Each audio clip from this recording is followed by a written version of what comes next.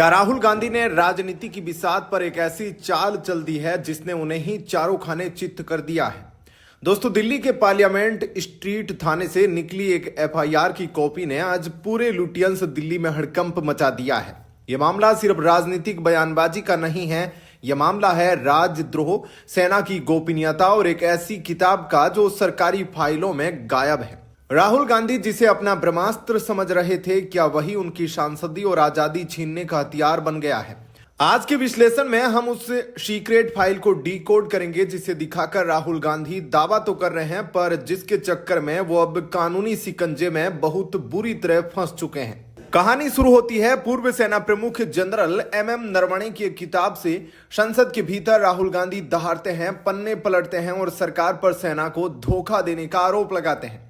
लेकिन जैसे ही गृह मंत्री अमित शाह और रक्षा मंत्री राजनाथ सिंह मोर्चा संभालते हैं, पूरी कहानी पलट जाती है। सरकार का सीधा सवाल, जब हमने उस किताब को छपने की अनुमति ही नहीं दी तो राहुल गांधी के हाथ में ये अवैध पन्ने कहां से आए? दोस्तों, यहीं से शुरू होता है ऑफिशियल सीक्रेट एक्ट का वो खेल जिसमें अच्छे अच्छों की हवा निकल जाती है।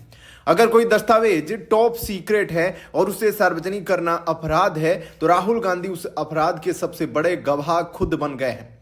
गौर कीजिए राहुल की रणनीति पर। उन्होंने यह किताब संसद के अंदर मेज पर क्यों नहीं पटकी? क्योंकि उन्हें पता था कि अंदर झूठ बोला या कोई गैर कानूनी कागज दिखाया तो स्पीकर महोदय उसी वक्त सदस्यता रद्द करने का वारंट जारी कर देंगे।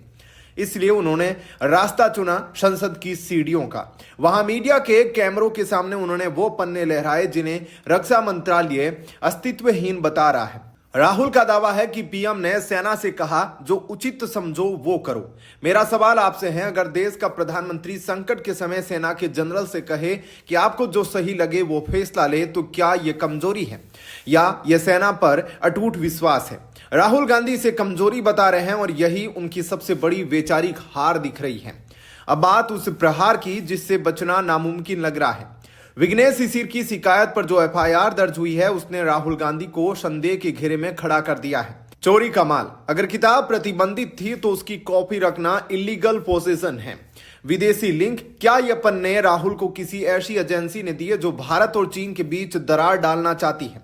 निशिकांत दुबे ने तो संसद में यहां तक कह दिया कि यह राहुल गांधी नहीं बल्कि उनके पीछे कोई और पावर है जो देश की सेना का मनोबल गिराना चाहती है। भाजपा अब राहुल को घेर नहीं रही बल्कि उनका कानूनी शिकार करने की तैयारी कर चुकी है।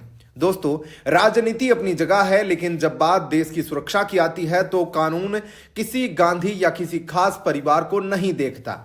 राहुल गांधी इस वक्त एक ऐसे चक्रव्यूह में हैं जहां उनके पास भागने का रास्ता कम होता जा रहा है। एक तरफ विदेशी नागरिकता का केस, दूसरी तरफ नेशनल हेराल्ड और अब यह सेना के साथ साजिश का संगीन आरोप। क्या राहुल गांधी ने यह सब अनजाने में किया या यह किसी बहुत बड़ी विदेशी साजिश का हिस्सा है? अमित शाह की खामोशी अक्सर किसी बड़े तूफान का संकेत होती है और इस बार तूफान सीधे राहुल गांधी के दरवाजे पर दस्तक दे रहा है। क्या आपको लगता है कि राहुल गांधी ने इस बार सारी सीमाएं लांघ दी है? क्या एक सांसद को सेना की गोपनीय बातों को सड़क पर इस तरह उछालना चाहिए? अपनी राय कमेंट बॉक्स में पूरी बेबाकी से लिखें। क्या राहुल गांधी की सदस्यता बच पाएगी? वीडियो को लाइक करें और उन लोगों तक पहुंचाएं जो इसे सिर्फ एक राजनीतिक नौटंकी समझ रहे हैं। सच्चाई इससे कहीं गहरी और खतरनाक है। मिलते हैं अगले वीडियो में। जय हिंद, जय भारत।